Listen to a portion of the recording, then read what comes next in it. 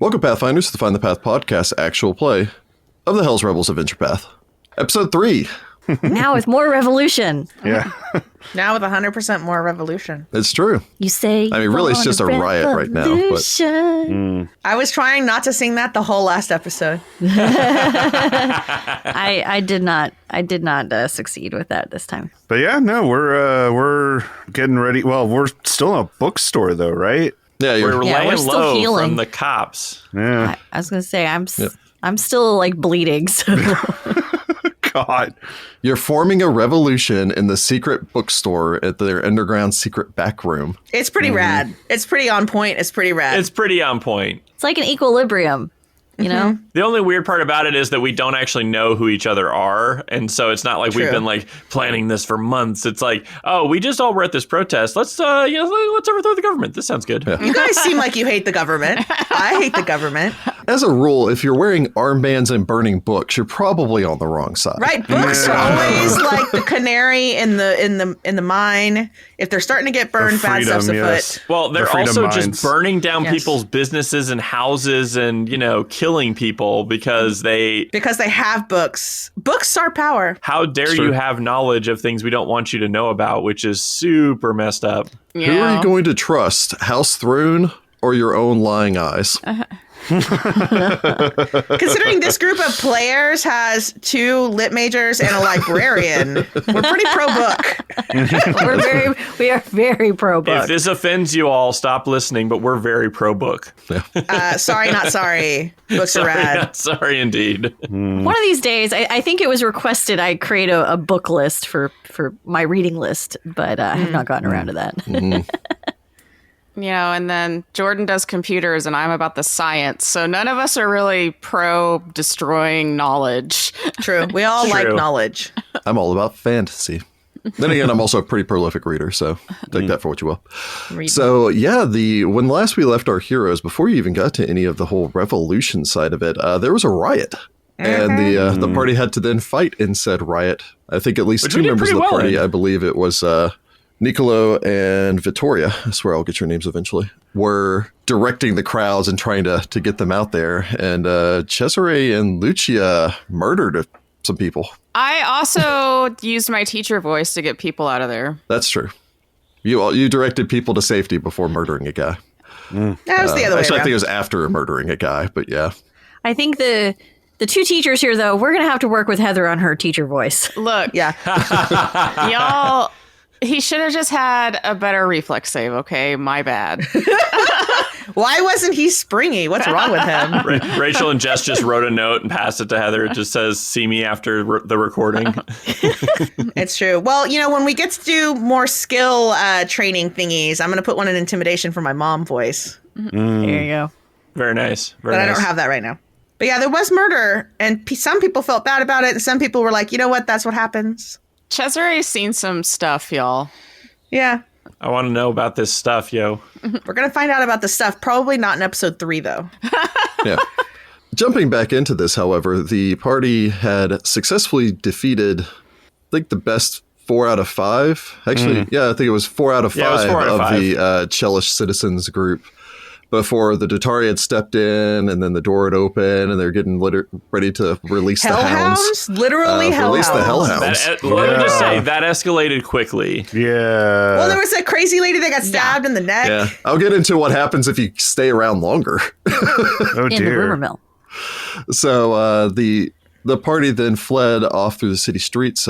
Happened to all just meet back up in an alley. Well, you're fleeing all at the same time, and so you just kept kind of running in the same direction like you do. Because I'm sure every one of the 5 people assumed that someone else knew where they were going, and then just kind Pretty of kept much. following in one sort of I just Lemmings-like assumed mass. Victoria did know where she was going That's because possible. she spent I a knew lot where of I was time going. wandering the city. And eventually met up in an alleyway, talked for a little bit. Victoria really failed a hill check, medicine We got check. a taste of those 2nd edition crit fails. Yeah, Oof. crit fails. Oof. But then you're joined by a mysterious figure whom Vittoria had recognized due to a secret check back at the protest as Rexus Viticora, the sole survivor that you're aware of right now of the Viticora noble family whose estate was burned down on the Night of Ashes a week ago. He had then brought you to Sully's Fine Tomes, spoke with the proprietor there, handed over a silver piece, secured for you the secret back room, and then settled down with all of you with to talk about how his parents were murdered, or at the very least, that's what he believes. His house was burned to the ground, that his parents were members of a secret society known as the nerdiest and best secret society. Sacred Order of Archivists, a band of Iorian, which actually we haven't dealt with Iori much before. No, we haven't. That's what makes it really cool. The god of enlightenment, self-perfection, knowledge, healing, and inner strength. Sweet. He then informed all of you that Mother was part of the secret society. He thinks that's why she was killed. He met up with a friend of his, a woman by the name of Laria Longroad, who had informed him that she had spoken with his mother and then provided him a coffer full of silver, as well as a note and a silver dagger. And he had then read the note for all of you where his mother had entreated him to reform the Silver Ravens and take back the city. And we were all like, you know what? Cool. To which he then apparently went to a protest and went, hey guys, Silver Ravens. And then no one really stepped up. And then he saw you guys. Because it's one of those things that it's like a bunch of people. He's like, the Silver Ravens aren't gone. And everybody's like, who dat? No, he said that. And then Thrune stepped on the balcony and said some crazy stuff. We didn't have time, you know? It makes me wonder if Thrune actually knows about the Silver Ravens. I'm sure. I would bet so. Because I feel like it's one of those things where they get rid of the secret knowledge for everybody else, but the Thrunes I'm probably sure know. the Thrunes know what's up. Knowledge is power. And I'm sure most of the Asmodean church knows the actual history too. Because, you have to know what you got to quash it. Is it that, or is it 1984 where literally nobody knows because everybody's a cog in the machine, you know? I mean, it could be a little bit of both. Depending on your rank, probably. Well, especially where it's just you're climbing up the ladder and everything in the Church of Asmodeus or in the Hell Knights. And there's always that. It's like, have they read too much of knowledge? Have they read too many forbidden things to know what they need to find? And now they're suspect. It's that layers of paranoia that kind of builds over time. Sometimes. But then you had all decided to stand up, a la Guardians of the Galaxy, in a circle and... Look at us all standing in a circle like a bunch of Yep. And then pledged to reform the Silver Ravens. And I suppose that's where we'll start things back up. So, as we begin, the party is still in the hidden back room of Chrysali's fine books. I suppose kind of lower your hands after this moment of camaraderie. Listen to the distant sounds of the rioting, possibly some looting. You're not entirely positive going on. The shouts from the guards and everything that you can hear through the thick oak walls. We should perhaps stay here for a time, Rexus says. Wait until it's easier to move. Once it starts to get dark. Not after dark, but once it starts to get dark. All of you are aware that there is you basically are given an hour after nightfall before curfew kicks in. Yeah. Okay. Sometimes. All right. So, kiddo, where are you staying? Adria looks at Lucia.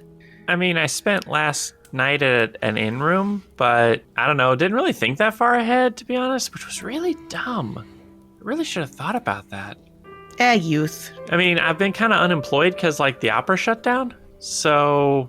All right, well, kiddo, you can come stay with me. I got an extra room. So, you got somewhere to stay.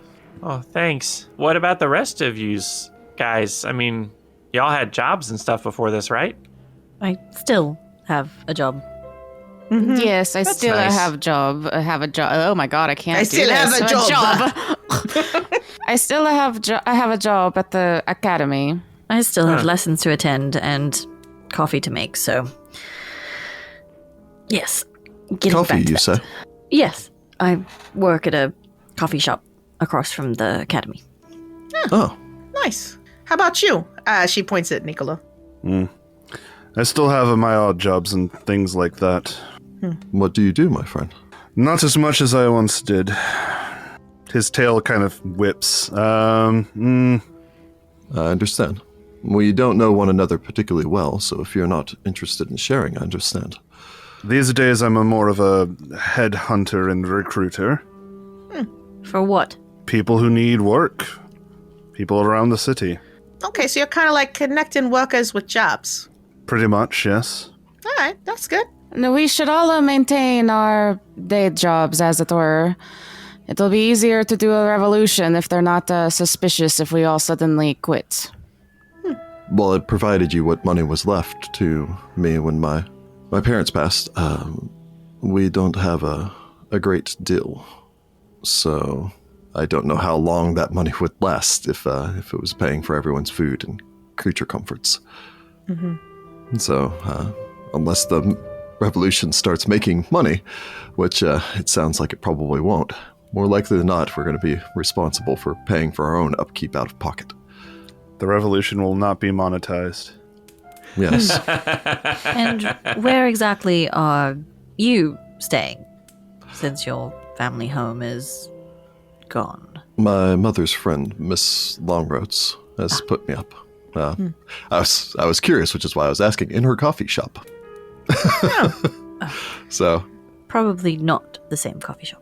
no, Longroats Coffee Shop. It's in the Villigry district, but somewhat further away from the academy. It's a local spot for many of the students, but less so the professors, who I think would rather avoid running into their students if given a chance while picking up their morning drink. I find that the students tend to avoid me if they see me. Are your lectures real boring? I just don't think they want to socialize with their teachers outside of the classroom. Well, fair enough. But I mean, your kitty's real cute, so maybe I'd want to associate with you. Thank you. Yeah, sure. She thinks I'm cute. There's a soft purring rolling up through your neck, Cesare. Cesare smiles and shakes his head. So I suppose we should actually come up with a plan of action that's, more than just, hey, we should go to this location. Maybe an actual timing and Can I ask one more question? It's not really related to any of this stuff, but anybody know where I can get like a 10 by 17 picture of Thrune? Because I need to put one up in my shop. I wasn't gonna, but then I got called out by a Hell Knight, so I feel like I should if we're gonna keep up facades. They will definitely come check on that. Yeah, for sure. Isn't that also 17 by 11? Oh, size. Yeah, it better be by 11, that's for sure. They'll probably have a ruler. I'm sure wouldn't someone in the ask them. city is making bank off of that. True. Oh no, there's probably the one printing press in town does nothing but print those pictures. You know what? I'm going to get a 20 by 15. That way it's overboard, they'll think I'm real loyal. I mean, that's one way to do it. So anybody know where you get those? Because I certainly don't. I don't know nobody that likes Thrune enough to really know where to get them. Because I'm I better spend my last 3 silver on a dang poster of what's-her-face. I was going to say, I absolutely doubt that they're just giving those out for free, Capitalism. Were it to me, I would probably go check out old Cantargo. There's a lot of different shops there. Perhaps one of them, maybe the Artisans of Vespum, or if you're going to commission something, perhaps some of the artists that hang around the Tooth and Nail might be able to help you. Oh, God, I don't want to have to commission nothing. That's going to be real expensive. True. I might know somebody that might have some artistic talent. Well, it's certainly possible that you should be able to find something down in Jarvis's End. So, Okay. but Old Cantargo, Jarvis End, either one of those would probably be able to. All right. Maybe once things die down, tomorrow. I've only got 3 days, so it'll have to be tomorrow. All of that notwithstanding, I think a plan would probably be well in order. Yeah, for sure. For now, we should check this livery. Yes. I know nothing about the place, but All I know about it is supposed to be a haunted. Nobody goes there anymore. Hey, Is it one that of those sounds- actually haunted places, or just people say it's haunted? I've only passed by it. I do not actually know myself. Hey, either way, it's probably a pretty good place to make a secret hideout for a revolution. Perhaps. However, people might know that people are going there again. We should be cautious, not to be a scene. I mean, maybe it's got some kind of secret entrance. That'd be really convenient. It's true. Maybe. It is hard to know without actually having investigated it. I think I may be able to talk to some rats and stuff and see if they can give us any intel, but I can't do it today. What I know of the Fair Fortune is it was a slaughterhouse in Red Roofs in its early days, but it was remade into a thriving stable under the direction of the now dead Juliac family, who insisted their fortunes come from the care of creatures rather than their deaths. They sound good. They were nice folks, yes. What happened to them? They died out. It happens to every family at some point or another, it seems. Fair enough. So we want to meet up over there sometime tomorrow? We should probably do so, but we should probably try to stagger our entrances. Perhaps we should. You raise a valid point. Perhaps we should look into this Juliac family as well. Yeah, because I mean... If there was a secret safe house for the Silver Ravens underneath their livery, then perhaps they had some sort of connection. Yep. I know nothing about them, but again, any information like that would have been redacted before I was born. Plus, their Fair Fortune is a pretty optimistic name. So, like, I don't know, kind of a rebellious sounding name. Well, and the Juliacs I knew were a noble family. The fact that they were investing in Red Roof means that they're probably more... Progressively minded. Yes, exactly. True. If it's abandoned or haunted, then you probably wish to be as cautious as possible. True. Is there anything around there, Niccolo, that's like a coffee shop or something where we could kind of like... Because if it's haunted or something, we don't want to go in one by one because the first person that gets there could get murdered. Ghosts are not to be trifled with. Perhaps they're not. However, our best bet is to probably meet at Kellenber's. What is Kellenber's? It's a general goods store. It isn't too far away from the livery. I mean, by too far away, it's probably about like a mile away, but... That's not too far away, though. Yeah. Yeah. We'll meet there, and usually Kellenber's has a... mostly sells dry goods, but a number of people meet out front there to gossip or talk or just be people. True, and it wouldn't be too weird for us to be hanging out over there. No. The food I found outside of the greens is rather nice. Very spicy. You gotta cover up bad stuff with spicy stuff. That might be true. I was told it was pork, but regardless, it was delicious. It's sometimes better if you don't ask. What time are classes at the academy out on a usual day? Well, again, you tend to teach later classes, so like morning classes or like mornings would probably be best for you. Again, you can also be the like, well, teacher's got to go do something, so I got to get a substitute for a day or something. Yeah, but if I start doing that too often, it's going to be suspicious. You probably True don't that. have Friday classes. It is a university. But we can meet in the morning. My career is somewhat flexible. And the mornings are best for me. My classes tend to be later in the afternoon. I mean, I keep kind of weird hours at the shop anyway, so that's fine. And of course, my weekends are free. No, none of you happen to speak Elvish or are able to grade papers, can you? I speak Elvish, but I don't want to grade your papers. I'm not really the book smart kind of person, so no. Yeah, like what she said, but also like I ain't never been taught Elvish, so no helpful. I'm not helpful for that. Also, can we just point out the fact that you require that all of your students speak Elvish to do their papers? I have Elvish phrasing in some of my stuff, yes. Goodness. I'm going to point out that I speak 6 languages. I only speak 3, okay? Aren't you fancy? I went to a frickin' boarding school. It's true. Fancy. Niccolo does in I fact speak 3. speak a 3. Yeah. Oh, and also I do speak Elvish, if it's ever of any use. Very well. I do speak 6 languages, but again, I don't want to grade your paper. Oh, a fellow linguist then. Sort of. I also speak quite a few languages. Anybody speak Halfling? Because like maybe we could have like a secret language. I mean, Halfling's not super secret, but it's secret from like, a lot of nobility don't care to know Halfling because, I don't speak Halfling. I'm afraid I don't. Niccolo looks at you and then in Halfling says, "Wait, you really speak a Halfling?" Oh, heck yeah. Oh, I do too, she says in Halfling. And then Vittoria looks at them and says, yes, I decided it'd be helpful to learn. When you're on a ship, Halflings is good luck, and it's real nice. Like, they treat you better if you speak the language and stuff, so, I do not speak it. Oh, I'll have to tell the mother that. She'd be interested to find out. your mother likes Halflings?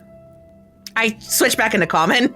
Yeah, no, I think Niccolo would as well, just because it's like, it's rude to keep Well, talking yeah. a language not Yeah, everyone exactly. understands. My mother is a halfling. Oh, that's so cute. I love it. She must be real nice. Dude, does she have any good recipes? I hear they make really good buns. They're like real sweet. I forget what they're called. Iced buns? Yeah. Or hot cross bun? I don't know. If it's all the same to all of you, I might wait a bit before you all meet her. Oh, well, that's fine. Considering we've only known each other for what? A couple hours, if that? I think that's wise. True, but we're in a secret endeavor together, and, once you're getting there to be a crew, it's best not to have any secrets, you know what I mean? Although, your mother not meeting us is fine. Rexus. Yes, Niccolo. In the packages that you received, did you get a key to the stable? No. No, I didn't. What about the dagger? The dagger was included in the box, and perhaps it may be of some use to you. Vittoria, you can tell that he's being evasive. And it's a silver dagger, right? It is a silver dagger. That's devil's weakness, right? A silver. Correct. They are, by the way, super expensive. They're like 40 silver pieces each. Holy cow. Wow. The dagger is silver due to the devil's weaknesses to it. She probably assumed that eventually you would run afoul of the infernal minions. It's quite possible. That lady with the hellhounds, that lady that took that dagger to the neck and then, her skin lit it up or whatever, the lady that didn't die when she got stabbed in the neck, you think she's a devil? There's something unnatural going on there, that's all I know. I didn't get a good enough look at her to really determine what she could have been. Nor did I, but as far as the stable goes, that's all right. I have other ways of accessing buildings if I need to. As do I. And me. Oh. We could possibly... this woman seems to have come with Lord Throne. We could possibly spend some time looking around and trying to figure out more about her as well. She seems to be some sort of bodyguard of his. It may be inevitable that if we are to overthrow Throne, that violence might come about, and if it does, it may be useful to know a way to stop her. I think we need to focus on one instance at a time. Sure. I'm sorry. I'm getting ahead of myself. For now, we should investigate the livery. Yes. Oh, yeah, of course. Tomorrow morning. As long as it's after the morning rush, I need to prep the espresso. Would you care for me to accompany you? Oh, no, I can handle it myself and then I'll let you know. Sorry, I think- not the espresso, but the... I think that was a joke. I apologize. No, he was offering to accompany us to the stable, I believe. Again, I'm pretty much worthless in a fight. I'm not particularly strong or fit or fast, and my constitution is somewhat poor after a... no offense, but I'd rather have one less person to try to keep alive if things go sideways. However, he does know the most about these silver ravens. Depending on what we find there, his knowledge may be useful. Sure, but he can come after we clear it. To be honest with you, Professor, I personally know very little pertaining towards the Silver Ravens. Only what was really included in that note that my mother said. So we are now on the same foot as far as that is concerned. So, Rexus, what are you doing during your exile? Reading, mostly, up until this point. I've been attempting to find anything I can on the history, the Silver Ravens. I feel like, not to sound conspiratorial or anything, but I feel like everything is... that a lot of things are connected. The Silver Ravens disappeared. The Devil's Bells started ringing at random shortly following that. There's been some mentions here and there that I've seen pertaining towards draconic names in old histories, where the redaction has not been... draconic names? Perhaps dragons, I'm not positive, but they'll be mentioned in passing in one paragraph and then not mentioned at all for the rest of a section. I think it's possibly just names or words that were missed during redactions. I think that there's something tying it all together. Probably right. So I've been doing what I can, but unfortunately I'm somewhat limited in the information I have. So perhaps there will be more information provided at this secret rebel hideout. I think with your lack of experience with anything sort of physical, maybe you should stay out as a lookout. Of course. Or we can just come send you a missive or something if you, when it's clear, you know? Can we trust mail? I mean, we can grab a pigeon. I can probably get a pigeon to deliver a message. You can do that? I like to do little rebellions. So, like, I like to feed pigeons and doves and ravens and stuff in my courtyard. You know, I just, like, feed them scraps and stuff. Mostly pigeons just to steal my sandwiches, but all right. We got a rapport. Alexis, if you ever get bored in this self-imposed exile, as it were, I have a feeling I'm going to be need of a teacher's assistant. Oh. I'm not attending classes or anything at this time, as I am supposed to be dead, according to House Thorn. I'm more. I can bring the work to you if you get bored, but it's just an offer. Still trying to pawn off that word. This professor's definitely trying to pawn off her grading. Well, I got a revolution to run, y'all. Can I also just say, being married to a former teacher, that is absolutely a thing, though, of like, God, I don't want to grade. Will you help me grade? I'm really behind. Yep. Grading sucks. Yep. Grading does suck. Unfortunately, we won't be able to use Raven as a messenger. I'm not a literal raven. If we're going to be working together, I suppose you should know that I am unable to cast my magic if she is not at hand. Oh. Hello. Is that a normal thing? No. Okay. Okay. I thought y'all kept, like, books or whatever. I do, and I can study my spellbook, but the calling of the magic doesn't work so well if she is not nearby. That's why I'm always on hand. Or shoulder, as it were. Okay. It's his emotional support kitty. It is. I love this. Yeah. Well, seems like we got a plan. Yeah. Rexus nods. Well then, if you're venturing there yourselves, I'll wish you the best of luck. And Mayhap you should meet us at this dry goods store so you're close by, and then once we've cleared the place or assured that it's safe, we can come get you. It's a rather public place. Yes. I think he's going to be recognized there. I'm somewhat concerned about standing outside in public for a long period of time. Especially since you got up on a fountain and announced the Silver Ravens. I was becoming desperate. I couldn't think of any other way to find people, like-minded people, such as myself. Though I will say that the academy is halfway across the city from where we will be. It's going to take quite some time for us to come get you. If there's something there that I need to go through and to look at, then yes, of course. If there is not, then I think you could probably bring me any information or anything that you ascertain. You were staying with a Miss, what was her name again? Long Road? Miss Longroad, yes. I mean, it would be easy enough for one or more of us to go to the coffee house and just order something and perhaps just leave a few things behind. And he said his was the one that the professors tend to go to because they don't want to see the students. So I'm assuming... His is the one the students tend to go Okay. to. Rachel works at the one that most of the professors end up going to. Yeah, all you really know pertaining towards the Long Roads Coffee House is that it's Villigree's oldest and most popular coffee house and is a favorite spot for local students. Also, let me make a little secret check here. Ooh, secrets. I'll be perfectly honest. Villigree is a very difficult place to set up a shop. Long Road's a coffee house, though, from what I hear, usually does not have the problems a lot of the other coffee shops do. I mean, pretty much everyone and their hound has at one point tried to set up a coffee shop over there, just due to the concentration of students. But Laria Longroad is apparently particularly skilled at what she does. Which is making coffee? That and apparently just being kind to her customers. They're very loyal to her. Yes, I went there for the last 2 years that I've been attending the academy. Most people go for the atmosphere more than just the coffee. The coffee's good, but the atmosphere. The coffee is decent. Coffee wars. The atmosphere is what subplot. most people are going for, and it's part of the reason that people will go to Long Roads, despite the fact that it's a good 3 or 4 blocks away from the academy. If you don't mind my asking, why is she putting you up at her place of business?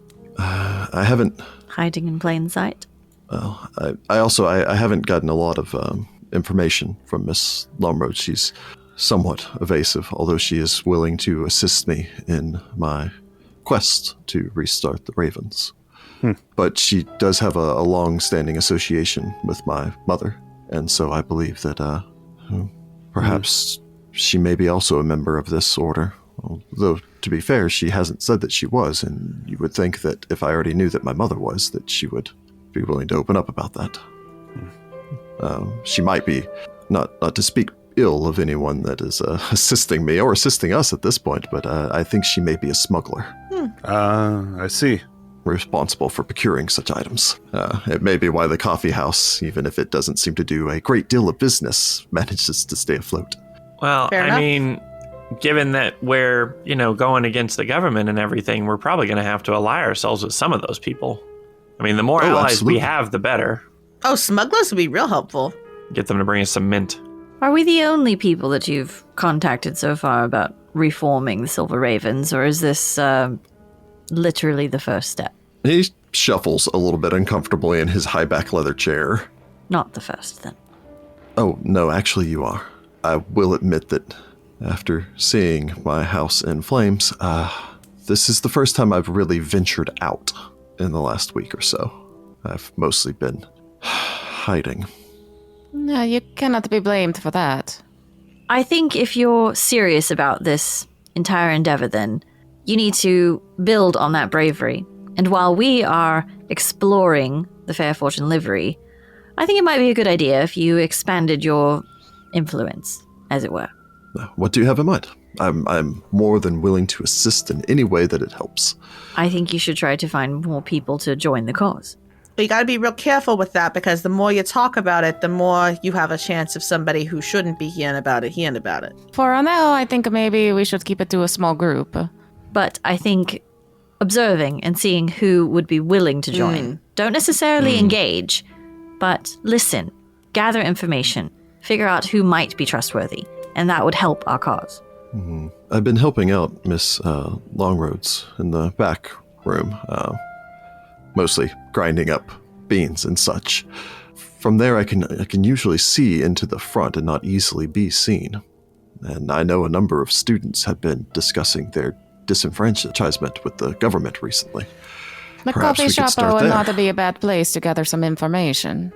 Yes, and then the students there they're young and passionate. Perhaps the youth can lead this.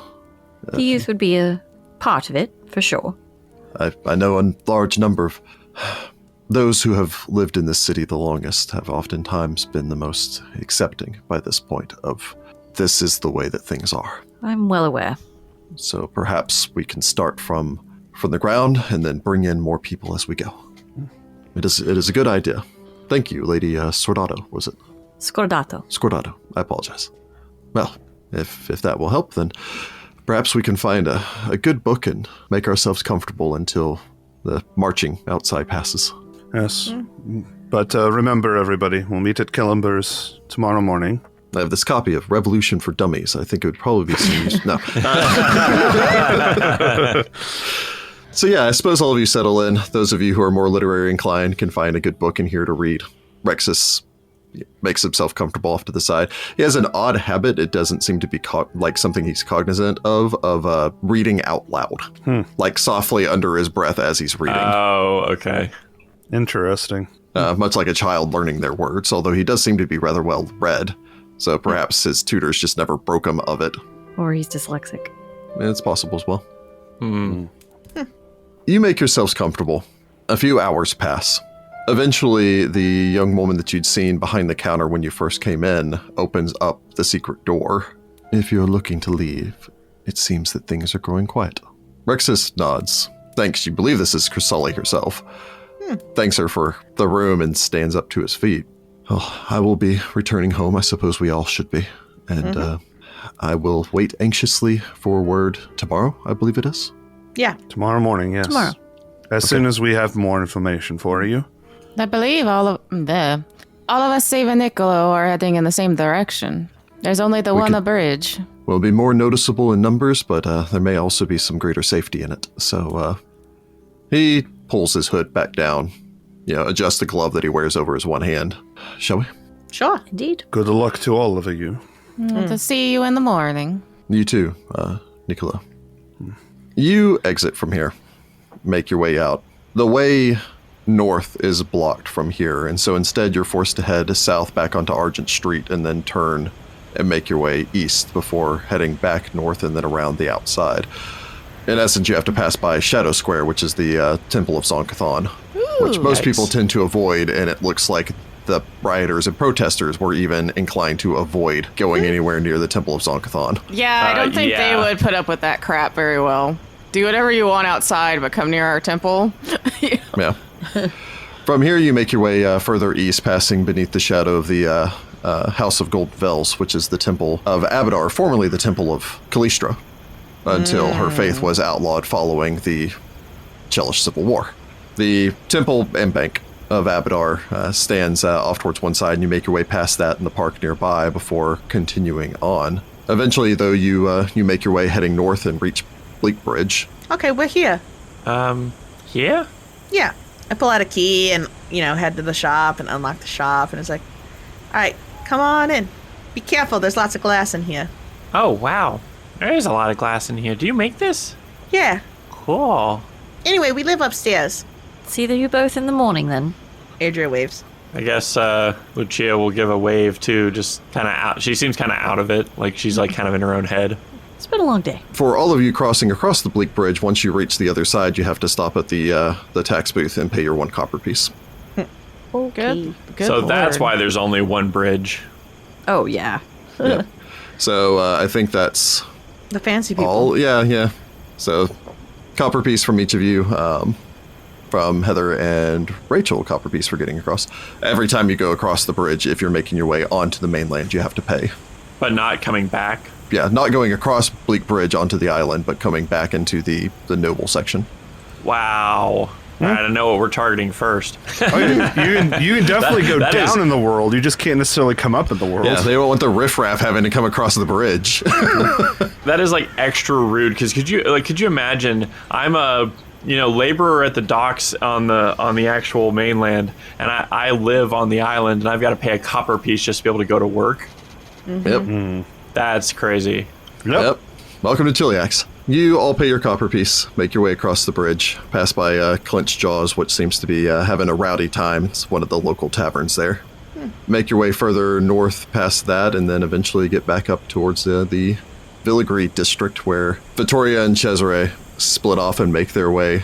Cesare making his way back to the Alabaster Academy, where he lives in basically one of the rooms way up above the teacher's dormitory here, way up on the upper floors, away from the classes and the students. You actually live at the school, like I thought all Yep. teachers did. He When I has was a young, yeah. Yeah, he's got a small apartment at the academy. So yeah, teachers live in the school. They live in the closet in the back of their classroom. Yep, they do, right? That's how it works. Uh-huh.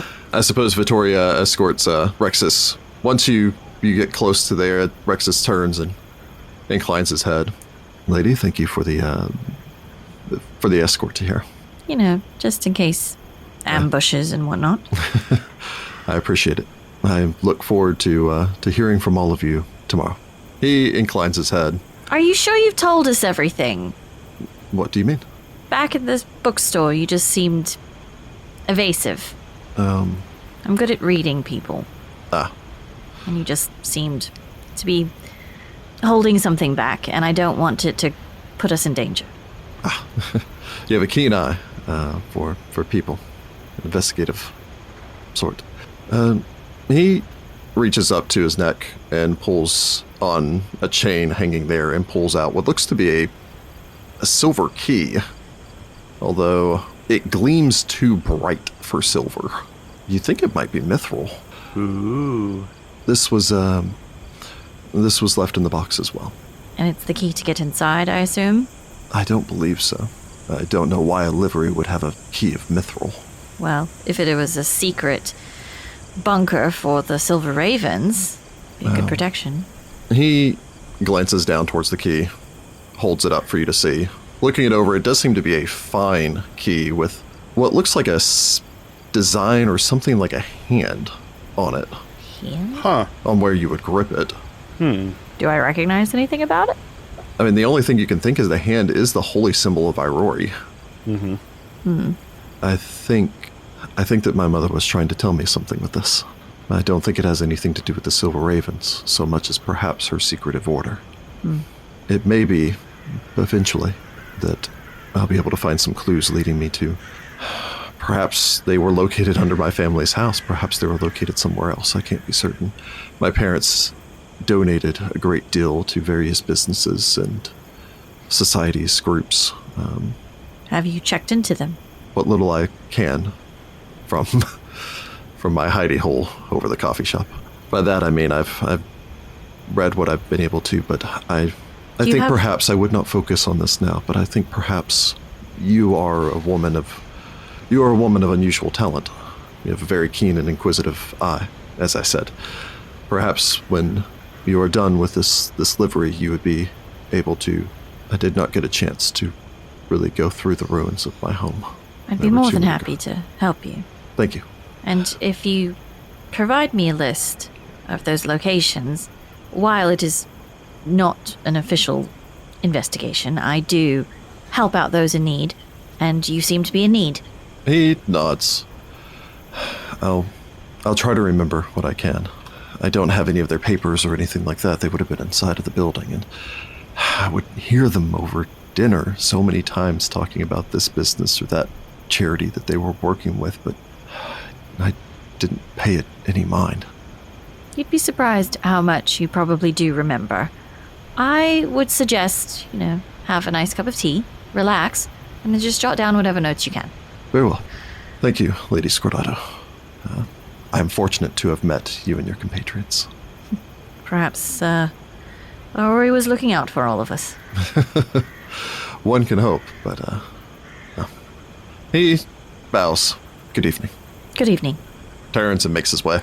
Vittoria, you return back, probably, greet Petro and Elena, who both brush over and fuss over you since they'd heard all about the riots and everything on the island and are very concerned. Well, I do look really beat up still. I only have 7 hit points. Oh my gosh.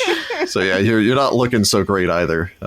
They do their best to probably make sure you're comfortable, and You can treat your wounds some more. Yeah. You do have battle medicine, so you can treat your own wounds. I'm going to do that. Although after your little mistake earlier, just I really hope I don't go up to my room, treat my wounds, and then kill myself. She's more careful this time. She's not trying to rush and do it in an alleyway. Yeah.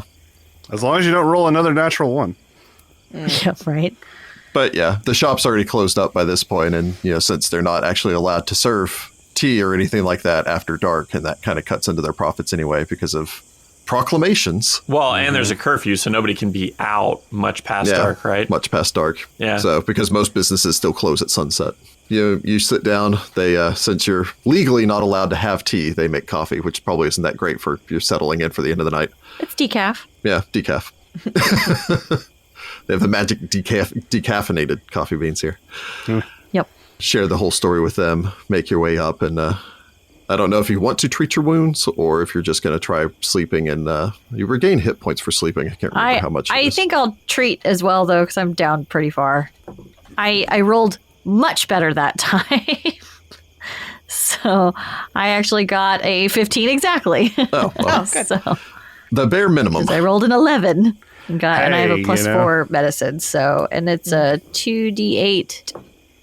Oh, and I got 10 back. So I'm feeling pretty good after healing myself. You bandage yourself up. You're still pretty tender in the couple places that you've been tenderized by a mace earlier today. But you bandage yourself up, and I suppose write down what all you've discovered today in your journal and settle in. Yeah. So how difficult is it to write in code? Because I don't imagine she's going to be writing things about a secret coup where it's easy to see. My character has a frickin' 18 intelligence. She is smart enough to know better than to leave this out. Especially with Brazili Thrune being the type of person he is. It's a society. So do I roll that, or do you roll that? You write it in a code, and then someone else has to roll against your society DC to decipher it. So you in just write essence, it it's in like code. you're taking 10. You write it in a code. Okay, I write it in a code. So over in the Alabaster Academy, Cesare returns. Raven hops off of your shoulder as you enter into your Again, it's kind of a circular room that just takes up most of this portion of the tower, although at that point it's only really about 60 feet across. That's still a with pretty a central decent support beam. I mean, that's still plenty of room. Yeah. Cesare shrugs off his jacket, hangs it on the hook by the door, and takes off the belt with his dagger sheath on it and tosses it on a table before flopping down into a chair. Raven eyes you, walks across the room next to the kitchen area. Sits down next to her empty food bowl. You must be kidding. He drags himself up. I'm hungry. What do you want tonight? Feeling salmon. I guess we have the equivalency of an ice box. I don't know. Cesare would start getting Make her some dinner ready. So what do you think about all of this? Kintargo, by the way, famous for its silver salmon, which are actually salmon whose scales shine like silver. Yep. Cool. It's pretty cool. What do I think of all this? That was the question. You know what I think. That I should give up this quest for vengeance. We've been over this. I think you shouldn't let your personal vendettas blind you to the cause. The Thrunes and the Asmodeans need to leave Kintargo. I helped to put them here, and I'm going to help get them out. What? Neat. Wow. Sounds good. I think the fish is done. I'm still going to kill him. Do you think he would even recognize me? We'll find out. You have changed your hair. He places the bowl of salmon down in front of her. Nom, nom, nom, nom, nom, nom, nom. Okay, so it's soaking it. The cat says as she continues to eat. Anyone who has ever had a baby kitty knows that it Knows that makes sound. the weird little noise that Jordan has dubbed the mudge mudge noise. Yeah, they go num num num num. Cesare smiles down at Raven, who probably insists she does not make this noise when she eats. And, he can't record it and play it back for her because we don't have cell phones. And before sitting down at his little table to eat his own dinner. Very well. I guess elsewhere a little further to the south, Lucia and Adria, make a little room for her. Adria's going to put her up in her son's old room in the second floor. This looks like someone's bedroom? Oh, yeah. Before my son left, this is where he stayed. But it should be comfortable enough. Where's your son at? Oh, he got tired of being in Kintargo and he went to Vaya. To where? It's an island not too far from here. They wear a lot of masks. I don't know a whole lot about... Well, last time I went, it was pretty fun, so I get why you maybe wanted to go. But, yeah, I mean, he just kind of got sick of stuff here and wanted to go be his own man and whatnot. So, room's open, so you can stay here. Question for Rick. Have I ever left the city? This is kind of up to you whether you think I've left the More city. likely than not, you've probably gone to the summer estates for one of your various... Because again, your family has... Your cousins. There are numerous branches to your family. So Sure. again, your cousin's in from the Agorian Sarinis as opposed to yours. There's also Wiscarni Sarinis about. So you've probably been to other estates, but it was one of those... You were in the carriage and then you stayed at fancy inns, and then you were in the carriage and you stayed at fancy inns, and then you went someplace. Yeah.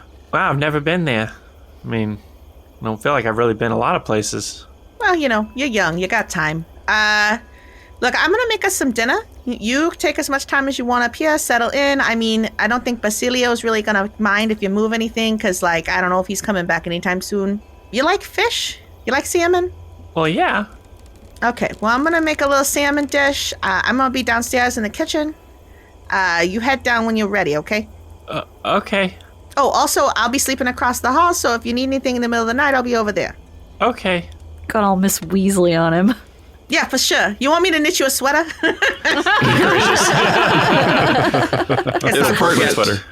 If pertinent, Lucia, this room is approximately the size of your walk-in closet.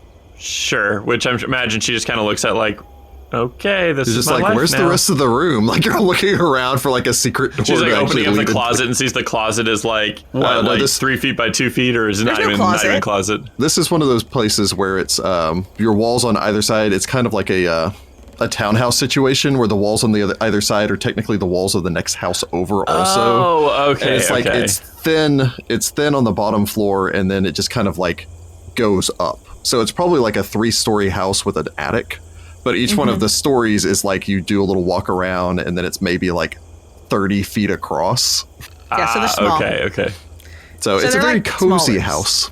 It's There's not very a lot like of room to build on Bleak Bridge. it's very like Studio Ghibli, cottage core, kind of like, Howl's Moving Castle interior kind of vibes. Okay, I can dig it. Yeah. Yeah, so there's no closet here. There's probably like a wardrobe. Yeah, it's like a chest essentially. Yeah, I think Lucia's not comfortable enough to really like snoop or try to go through and see kind of what's in here. So she probably just like sets her backpack down, takes off her armor and weapons and, keeps the dagger because of course you're going to keep the dagger. Take off your bloody clothes. Yeah. Well, no, we got prestidigitized all that stuff off, right? Prestidigitized everyone. Just Cesare prestidigitized all the blood off of us because otherwise we would definitely be conspicuous going across the bridge. And then kind of just sets on the, to her, very uncomfortable mattress and contemplates her life's choices and how she got here and whether she made a terrible, awful mistake. You're sitting on this old creaky bed, the wall across the way has a poster of a sexy lady leaning against like a cart or something.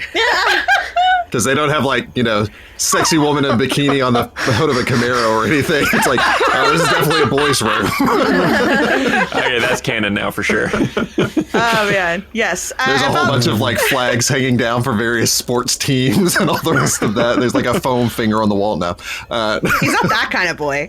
Well, I don't know what kind of boy he is, honestly. About half an hour later, you hear the Cantargo Prospectors from the kitchen. If it's 3 stories, I imagine our bedrooms are on the top story and the kitchen and living thing is on the second story. And so I'm kind of like, dinner's ready. I mean, Lucio head down, conscious of every creak and sound being foreign and different to what she's used to.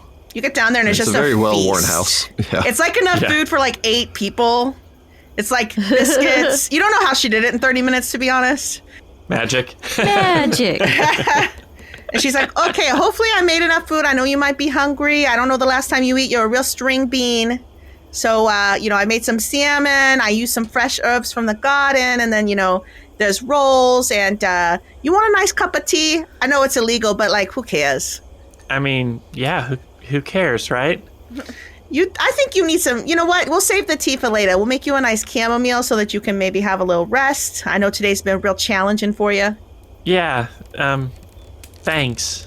She'll sit down and start digging in, realizing that weirdly this is probably the first time that she's had a meal with somebody that she's had meals lunches but never dinners with just other people because she always has to go home and be with her ridiculous Diabolus family.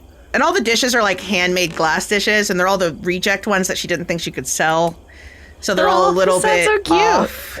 It's so cute. And she's going to say, after a few minutes of silence, which is a fine, comfortable silence, the first time I killed somebody was not in self-defense. So I get it. It's real hard to deal with taking somebody's life. That's a big deal. So if you ever want to talk about it, I'm here to listen.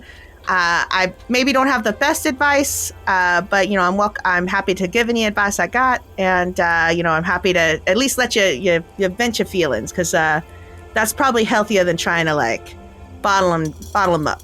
Do you ever stop seeing them? When I close my eyes, that's all I see. I think it's gonna, it takes time. Stuff fades. Unfortunately, if you get yourselves into scrapes like that a lot, you get a little callous to it. But you probably don't want to get like that. So I think the freshness of it'll fade over time. You'll see it less. But there's always going to be triggers that bring it back. That's just part of dealing with trauma. No, I don't know. Honestly, I've never lost anybody, I guess if I lost somebody in my family, I might actually be happy they're gone. And, this day's been eye-opening because I never thought I'd be that kind of person. My family always, we're big in the theater and they always wanted me to do a murder play and I just refused because that's not me.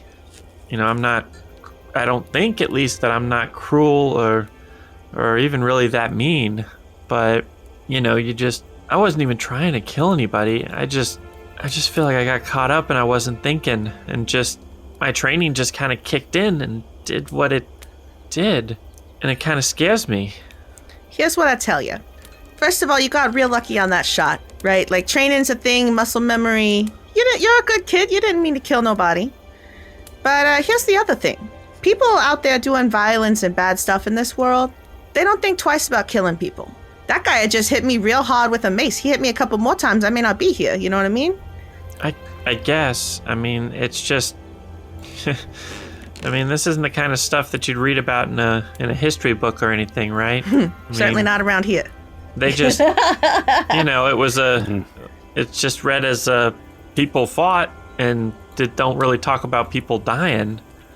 And just then, hey, the Thrones are in charge. Yeah, true. And it's just like a total victory. And I guess the reality of the situation's a lot more...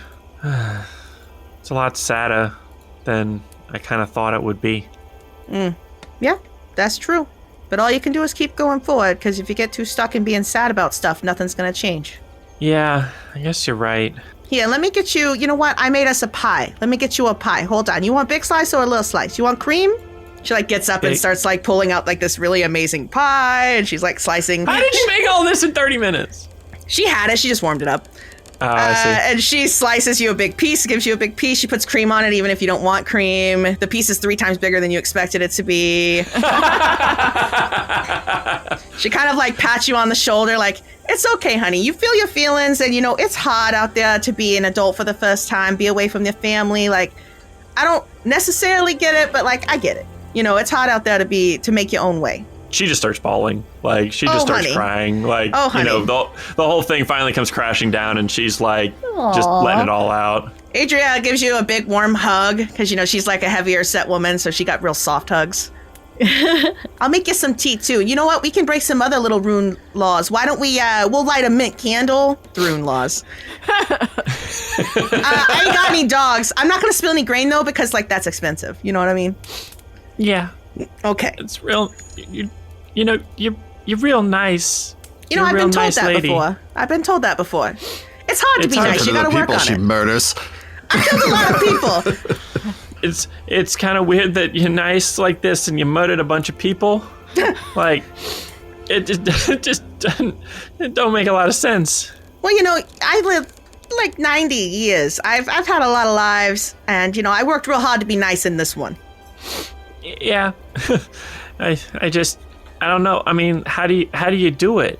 I feel like I've lived forever, and I'm 18. How do you go another? I mean, you just do, I guess. But time's funny. As you get older, years seem shorter. They kind of merge together.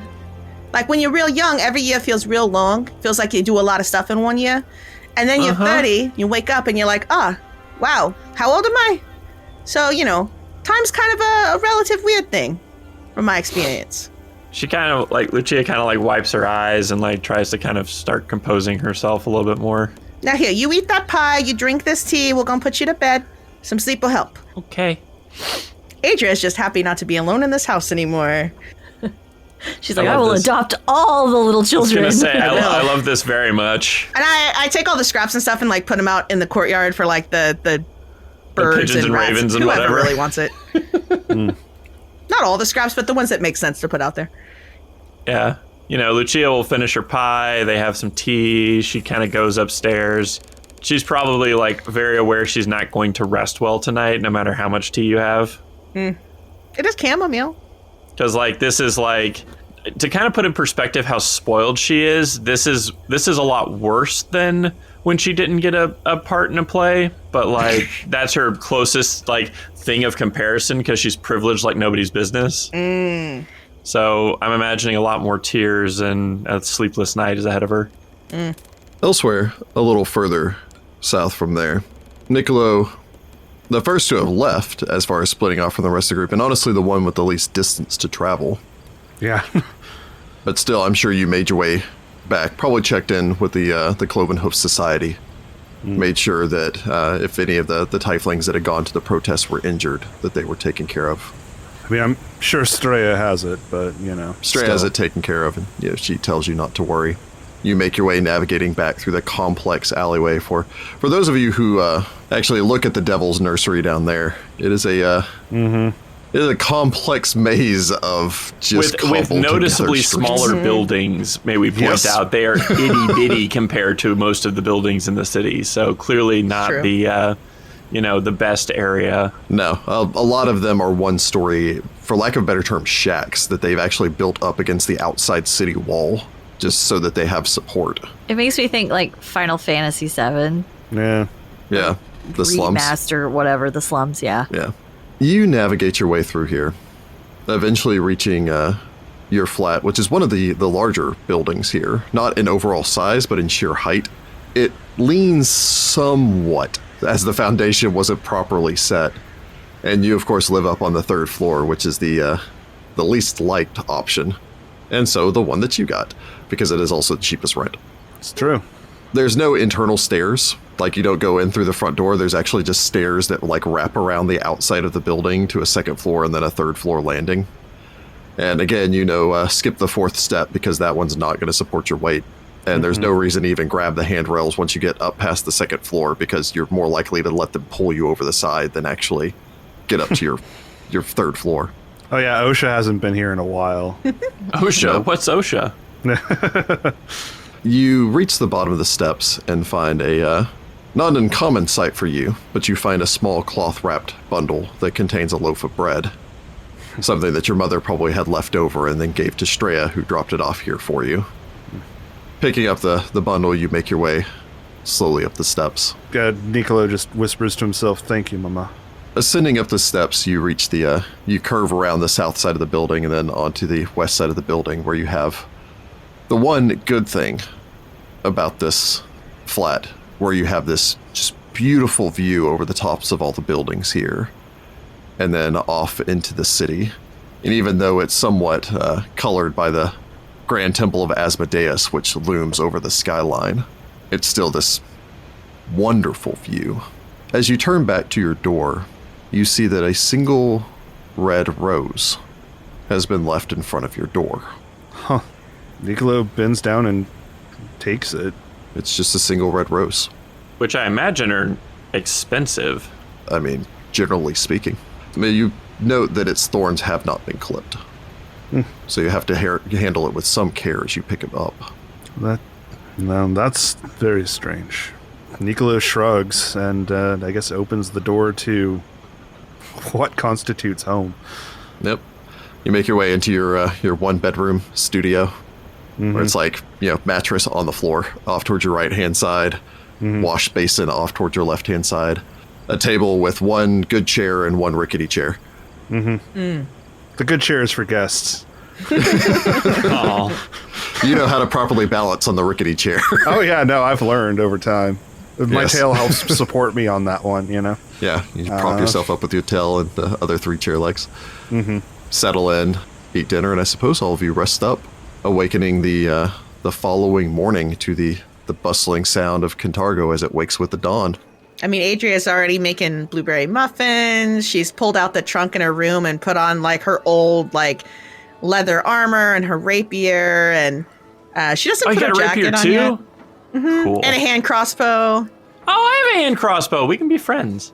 I think you already are. I mean, we definitely already are, but she thinks we'll be about like crossbow friends. She thinks about putting her really cool old pirate jacket on and then decides not to because it's too flashy right now. Leaves that in there. Puts on pants instead of a skirt. Adventuring clothing. Yep. Fair enough. Lucia comes down since she didn't pack any extra clothes and is wearing like your son's old jeans and his old Alabaster Academy uni shirt. And, no, I'm just joking. He might have left some old clothes in there. Letterman jacket.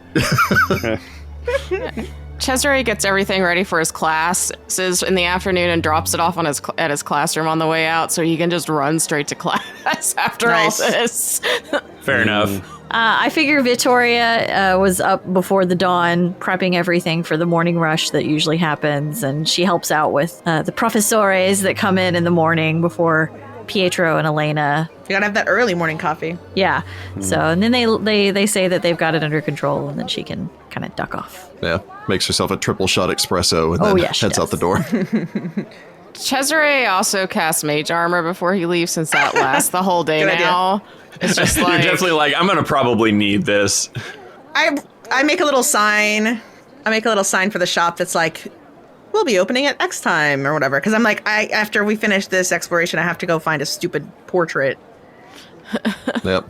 And I do some meditating on the ocean, the river below or whatever, so I can re-prepare my spells and whatnot. How big is your yard out where you feed like the crows and stuff? Can I like do some like acrobatics and like warm up for the day? It's probably about 5 feet square. Yes, very big. So I mean, you could do some yoga. Yeah, okay. I mean, she'll do some like limbering. You go to the attic. There's nothing up there. It's mostly just dust. Although it probably only has like 6 foot clearance if you're standing in the very center of it, and then slopes down because it is a slope True. roof. Just don't do that in my shop. Yeah, it rains a lot in Cantargo. Yeah, so I guess she'll go out there and like do some stretches, and she can't really like do any like practice sword maneuvers and stuff, but she can like stretch out and make sure that she's limber up, because whatever we're going into is probably going to require some amount of stuff. For the garden, again, it's only like a 5 foot square plot, basically, back behind that. There's probably only like 5 foot square area immediately behind it where you can actually do anything, and the rest of it's probably taken up with like pots raised beds and stuff, herb garden stuff and everything else. But it is one of those things where there's a small fence on either side that's like wrought iron fence kind of thing that separates it from the plots behind the other businesses. Okay. And then it's only about 7 feet deep before it hits the stone railing, and over the side of that is I think it's something like a 90-foot drop into the ocean because it's the side of the bridge. Let's not see how much that'll hurt. You also just like ravens and pigeons are like watching you. Yeah. But yeah, I suppose all of you make your way off and meet over at Kellenber's Dry Goods and Supplies. Mm-hmm. Yeah, you probably all arrive within about 10-15 minutes of one another from your various locations across the city as you make your way here, arrive, find a rather nice looking, like sprawling general store. It's also a post office. Mm-hmm. Again, Red Roof is the least affluent neighborhood in the entirety of Cantargo. Upon arriving, you see that most of Red Roof's homes and small shops are built from the brick and tile made from the river-dredged red clay, as opposed to a lot of the marble that most of the buildings are made on Temple Hill and the surrounding, the noble estates and such, because this city is famous for its marble, which is also veined with silver, which is part of what gives the Silver City its name. Mm-hmm. Oh, that's cool. However, Red Roof are mostly made from brick of dredged river clay, which tends to be red, which means not only the roofs here are red, but many of the buildings are. Cool. The neighborhood has a rather distinctive look compared to the rest of the urban sprawl north and west of it. However, the problem is that the marble or the limestone that many of the other buildings are made, the ones that aren't made of marble here, the bricks fare far worse in the cold winters and hot summers here, which means that it's either always too hot or too cold in all of these buildings. However, it does make it substantially more affordable. Mm-hmm. So arriving, you can see people are coming, going, making their way to and fro this place. It's, again, Kellenber's is basically the only general store to serve the entirety of Red Roof. So people have to walk half a mile or more. More if you're coming from Devil's Nursery. Actually, it's about half a mile, I think, from Devil's Nursery. I mean, I probably shop there, right? If that's the closest general store. I mean, there's a general store on the mainland also, but then you have to pay the copper piece to go and shop there. So, like that's so an you easy probably math shop to do. at Kellenber's also. Cool. Not only is it your general store, but it's also where you can pick up a variety of different odds, ends, basic tools if you're not looking for something specific, but if you're looking for like spades, shovels, things like that, they have basic tools here. It's kind of your Walmart. Except for there's also a postage store in here. Cool. But I suppose all of you arrive out front. Most people pay none of you any mind. A majority of the people, again, like the majority of Cantargo, walking by you see are humans, but here there are a fair number of halflings as well. The occasional dwarf showing up here to pick up supplies and such, mostly coal for, furnace work or anything like that they're working on. Not to be stereotypical, they could be carpenters or, literally anything else. Mm-hmm. Maybe they make the bricks. Also, yeah, maybe they make bricks. And also the occasional, less common of the people that live here. So Tengu, especially in this area. Spiffy. I suppose you all gather together. Niccolo polishes off an apple that he was eating. tossing the remains, I suppose, into a little barrel or something. I assume they have like something equivalent to a trash can. You scatter a couple of the ravens that were pecking at it, watching the nearby children suspiciously, considering that I think are ravens included on that list? I think they are. Yeah, it's ravens and doves, which are the same thing as pigeons, honestly. Yeah, a couple of children watching them getting ready to try to pounce, since the proclamation means that they get a copper piece if they bring in doves, mice, or ravens. Yeah, that's true. That is Proclamation the First. Proclamation the First. The slayers of cities' pests, hereby defined as doves, mice, and ravens, who present said pests to the Datari shall be rewarded with a bounty of 1 copper piece. The one that Adria hates the most. She's like, these are nice animals. Cesare has a backpack and his light crossbow with him today, too. Yeah, muffin, We're everybody. all kitted out. I like. Niccolo give shrugs and everybody takes a muffins. muffin. Yeah. And leans on his staff. All right. We are all here. Are you ready to get started? As already as will ever be. Let's do it. I suppose we should scout the area first. Probably. Anybody real sneaky? I know I'm that Lucia decently is very sneaky. I've got like a 5. I've got a 7 stealth. Yeah, I've got a +4 stealth. Cesare has a 5 stealth. He's actually pretty stealthy. I actually only have a +2 because my chainmail does actually affect my stealth score. The rogue's not Oh, stealthy. yeah. See, that's why I opted for like the studded leather. It's because I wouldn't have as much of an armor check penalty. Well, I mean, that's the thing is, like, because of course it's noisy, other than the stealth score, it doesn't affect any of my other skills, but because I'm strong, I have a 16 strength. Well, the Raven and I can be quite quiet. I figured while we were also waiting on everyone to show up, Vittoria got there early and listened. Oh yeah, for Okay. Rubens. It takes an hour to gather information. Oh, I don't think she got there that early. She had to No. work. Why don't we stop by just strolling by? Yeah, sure. I mean, we can start by that. When we're all ready to go in, I'm good at spotting devices and other things that may be troublesome. Booby traps. Of a sort, yes. I don't know why the livery would be, but just in case. Well, a secret organization might have put some defenses to keep intruders out. It's true. The ravens might have done something. Not me, the other ravens. Not the birds either. Raven looks over at the birds suspiciously. Hey, they're cool. They're cool. I don't trust anything that has skin and feathers and scales. It's too many things. Cesare would be wearing a blue vest today, and Raven's bow matches the vest, just like it did yesterday. Nice. Aw, you accessorize. I love it. That's a fancy boy. I love it. But I suppose you all set off. Yes. You make your way down the street here. Probably break from the main thoroughfare to make your way into Red Roof's district's back streets. You pass by a small park that's located kind of in the heart of the southeastern portion of the Red Roof district. Here, a number of families are out. You can see most of the people that live here are either lower class or lower middle class. You can see a few families out here. Notably, you can see a couple of children running around flying kites, which is a pastime, or a rather well-known pastime of Kentargans, Nice. as they particularly love bright and colorful kites. And also due to usually the position of most of Kentargo, even though you're not up on the hill, almost all of Kentargo's on a slope leading up to the hill, you get particularly good wind coming in off Cool. the ocean. Nice. So yeah, there's a bunch of children running around, flying kites, laughing. You make your way past here, eventually passing by a couple of small houses. Most of the businesses back here tend to be coopers or past at least a single cobbler, before making your way closer to, you think, your destination. Walking by Fair Fortune's livery, you can see that it looks like an aged old stable. It leans slightly to one side, its roof precariously propped up by an aged wooden walls. As you begin to make your way by, you can just smell the scent of old hay.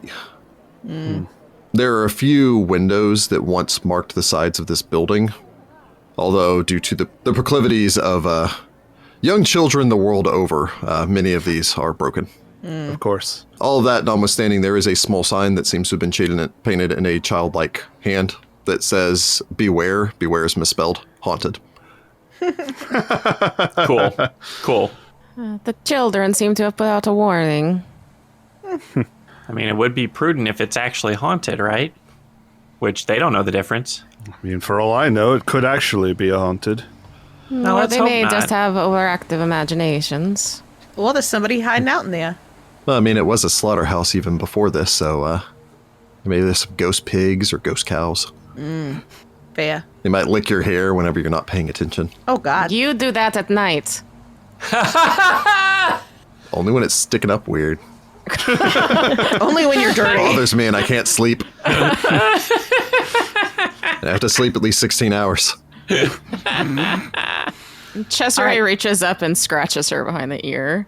All right, so should we try to sneak over there, or? I mean, is anybody paying attention to what we're doing? Like, is anyone nearby? Anything like that? Any Dotari? Mostly check for the Dotari or anybody with those red armbands. Say, I'd be surprised if there's Dotari around here. Well, yeah, because we're really close to Devil's Nursery, which I think you said that they don't have anybody down there. Not really. And no, none of you see anyone just kind of glancing about. It looks, other than like regular people making their way about their day. I mean, if we want to scout around for a moment, I don't see the harm, but I don't know. Okay. Let's We can just- at least see if there's a back door, perhaps. I was gonna say we could at least go walk around the back and see, there's another way in that's not as noticeable. Yeah, wise to check the perimeter. Sure. So are you stealthing or are you just walking? I guess we'll wanna stealth around the perimeter. I mean, I'm still trained in it. Yeah, I'd still like to stealth if I can. Okay. I will also stealth. Hi, stealth. I'll hit the stealth all button. Nice. So you make your way forward, trying to be as quiet as possible. Cesare and Niccolo, both of you feel like you're doing quite well as you make your way, reach the edge of it. I'm assuming that Niccolo is taking point. I think you're the burliest of the group. Probably. I also do have the Trap Finder rogue feat, so just so Okay. you know. Good to know. I'm sure Niccolo occasionally glancing back as Vittoria does it. You don't feel like she's being quite as quiet as you would like, in large part because she's kind of already pulled out a journal and sort of looking at things. There's the soft scratching sound of her taking a few notes as you circle around the house. Niccolo just sighs. All right. Circling around the backside of the structure, you can see that once you reach the backside, there is a small number of crates next to a fence. The fence itself is probably about 6 feet high. And on the other side of that, you can see a large kiln or furnace sitting out back. Knowing that this place used to be a slaughterhouse, you're going to assume that that's for probably burning or baking down the bones into dust. Probably to be used in cement or something else. Gelatin. Circling around past that, between that and the next building over, you can see that the yard just continues around. Although a portion of again, it's a large central structure, and then there's a smaller building attached to it. And part of that wall has collapsed down to the point that someone might be able to squeeze through. Can we look through? Yeah, you can look through. Are any of you carrying any form of light source? No, but I do have it's the middle low of the vision day, if there's so no. anything shining in. I have a dark vision. Does Niccolo want to look in? Sure. You circle around, you make your way up. Again, the whole building, to most of you, it creaks what you would feel is ominously in any strong breeze. As if the entire building shifts ever so slightly. Yikes. And every once in a while, there's this caw coming from a couple of birds up in its rafters. Could I also, I know this is like a bunch of stuff at once, but could I also make a crafting check to recall knowledge on engineering for this building to see if I feel like it's super dangerous to go in or something? Yeah. It's like, man, is this place supposed to be condemned or something? Or like... Well, I mean, it is abandoned, so, I mean, it's Well, yeah. eventually going to collapse. It's just a matter of time if nobody, keeps it up. Well, sure, but is it going to collapse like Right now. if we touch a wall, or is it going to collapse like maybe in a couple years here or something? Looking it over, you definitely would not want to spend much time inside of this place. Oh, boy. And I guess glancing inside, what do I see? Looking inside, staring through here, you can see what looks to be an iron gate. Further along, blocking off this section of the building from the rest of the building. It looks like it's locked in place. Past that, you can see a narrow hallway that leads its way forward to where you are here. Yeah, you have no idea what this was used for. But for some reason, they've gated off this section of the building from the rest. If you take a look inside, well, perhaps you might not notice, he actually gets a little embarrassed for a moment there. You probably see his cheeks redden. Adria will cast light on, I guess, just on her coin that she holds between her fingers. We could pick up a stone or something and chuck it in there. Oh, yeah, that works. I mean, there's plenty of rocks out here. I pick up I was a rock. going to say, copper pieces actually, are worth something. Well, I wasn't going to throw it, but throwing a rock makes sense. So she'll cast light on a rock and toss it inside. Okay. There's a gate beyond there made of iron, blocks off the rest of the structure. I do not know why. Can I see like something that would be used to open it, or is it like a portcullis, or like how is this gate? So it's an iron gate, kind of like you would see inside of a cell. Okay. And it looks like it's weird. padlocked shut. From this side or the other side? The other side. Okay, so that'd be hard to pick. Yes. Well, I mean, you could reach through, turn it upside down, and then pick it through the. Like, if you got can still inside, you'd be able to pick it. It just wouldn't be fun. Yeah. I might be able to pick the lock on that gate if we need to go through this way. Adria, glancing inside, you think just on the other side of this wall is the killing floor. Yeah, that's to block off the killing floor so that the animal can't escape when they're, doing the killing. Oh. Like they can lock the head in there, in the gate there. Ah, yes. I suppose that would be handy in this sort of a work. Although I thought it was a stable or something. I don't know why you'd keep that around. I mean, the structure itself, Yeah, it's a slaughterhouse and stable. Yeah, I know, but like if I was going to turn it into a stable, I probably would remove the things that don't make sense to have at a stable, is what I was saying. But that costs money. I mean, I guess. And they could have used it as a storage area, lock up tools and stuff at night so people don't come in and take it. There was that door to the back, though. I wonder if that would be a better entrance for us to go through. it's going to be hard to get through this section. Sure. Yeah, I mean, let's try the back door. Sure, but once we're inside, also be careful. A lot of these support beams here are not as sturdy as they once were. Okay, so don't touch none of the support beams or walls or nothing. Yes. We should probably spend as little time here as possible. Okay. So I guess head to the back door Hop and the see fence if it and is... go in the back door. All right, get a quick athletics check from the party. Q. You guys get to roll that, so roll Yeah, me some we athletics. do. You I'm gotta not climb a great at fence. athletics. I'm better at Wait, acrobatics. can we use acrobatics I'm much instead? better at acrobatics. Okay. It's climbing. You can attempt to jump it. Jump is covered by athletics also. Oh, is it? Yeah, Yep, jump is covered by athletics. I got a 14 for a 15. good. I got a 16 for a 17. Cesare rolls a 17, and that's what he gets. Nice. All right. I rolled 7 for a 9. Uh-oh. Oh, I roll a 4 for a 10. oof. Yeah, so all the rest of you are able to get up.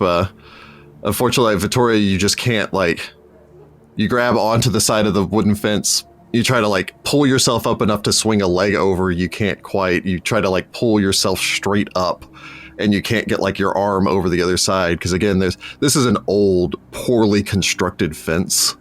And so you're trying to, avoid where someone just hammered a nail through, missed the plank on the other side, and just said F it, and then left the nail in there to rust. Oh, Hooray. yay. Fun times. So you failed. You didn't critically fail, but you did fail. That's good, I guess. That's reassuring. Can we just kick a board out and let you in?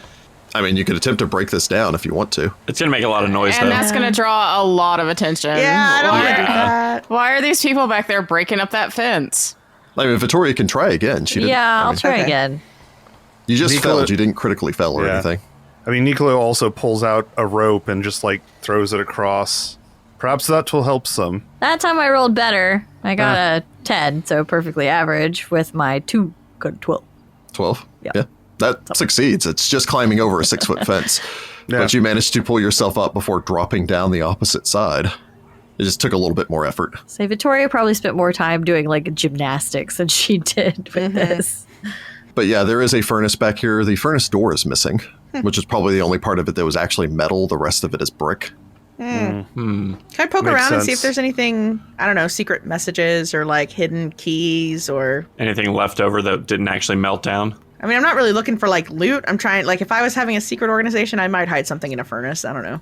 Right, burn some messages, but the whole thing of it didn't burn, so we can pull some info from it. Yeah, it makes sense. No, it just looks like dirt. Dirt, ashes. There's in the back of it, you can see that there's a small bird's nest, but it's not been occupied in some time. Okay. Well, let's check the door. Perhaps it's open. Probably not, but... I mean, no time like the present. Cesare's going to cast light just so we have another light source as well. So you cast light. Is Adria casting light on another object? I'll reach over and cast light on Lucia's, sword. Because you're going to need light. Cool. I got a glow sword. Yeah, that's one bulk or less, so yeah, you can cast light on it. Here you go, so honey. yeah, you chant in tone, blast off a light spell. Cesare I'll does draw as well. my rapier then, so we can actually, direct it. Cesare Get casts ready. the light spell on Raven's little tag that hangs from her bow that has her name on it. Aw. Cute. I'm helping. He would sort of wince after casting that spell. You okay, honey? I'm all right. Niccolo, you make your way forward. You check the door. Try it.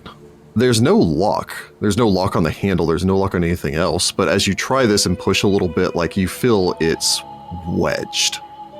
Judging by the shifting of the foundation of this place and the entirety of this building, and probably just wear and exposure, you think it's just warped to fit the frame. You'd have to strong arm this if you're going to open it. I'll reach for my crowbar. Nice. Nice. Very nice. So yeah, you can make a force open check if you want to. It's going to be your athletics. Cesare I would like to try. is going to stand back. He's lucky he made it over that fence and he knows it. Time for a quick breather. He's 198 years old. Leave him alone. That's young for an elf. That's not that old. That's over middle-aged in the first edition rules. Oh, no, you're right. Yeah. So I roll an 18. With my +6 athletics, I get a 24. Boom. Crash. Down goes the whole wall. Oh, no.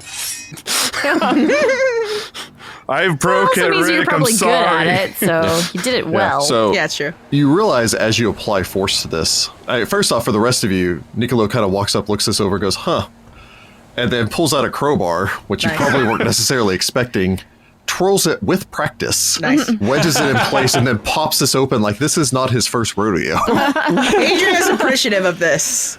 I was going to say, Vittoria puts her crowbar back. Nice. I came prepared.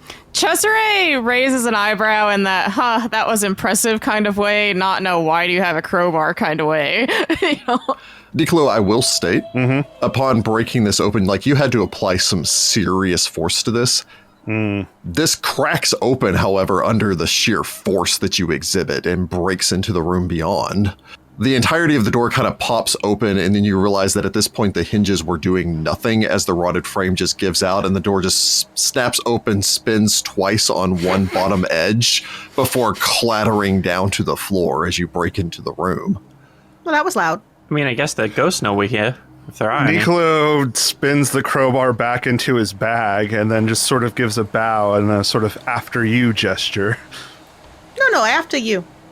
I mean, that was really cool. Vittoria walks in. If you insist. Hey, very well. Stepping in, you enter into a room inside this aged stable that just reeks of hay and stale urine. Oh, gross. Oh. Broken desks, scuffed tables, torn chairs crowd the various horse stalls that you can see here, all of which are covered with a healthy layer of dust. You can see that grated off alcove just up ahead, which leads back to where you saw when you initially looked in here. Beyond what you think houses really the only relatively intact wares of this place.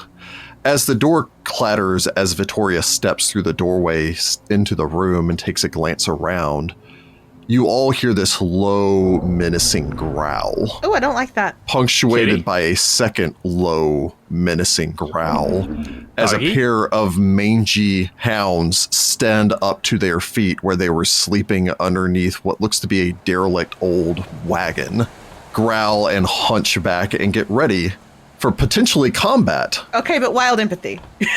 next time. I don't want to kick doggies. That's I'm sad. gonna wild empathy them, maybe. Please. Yeah. If we catch him and turn him in, we get a bounty because dogs deserve. Find the Path Ventures is an officially licensed partner of Paizo Incorporated. Hell's Rebels is copyright 2015. Hell's Rebels and the Pathfinder Adventure Path are trademarks of Paizo. All Pathfinder images are property of Paizo and are used with permission. Find the Pathventures have converted Hell's Rebels from Pathfinder to Pathfinder Second Edition. Conversion notes are available to our Patreon backers at patreon.com/findthepath.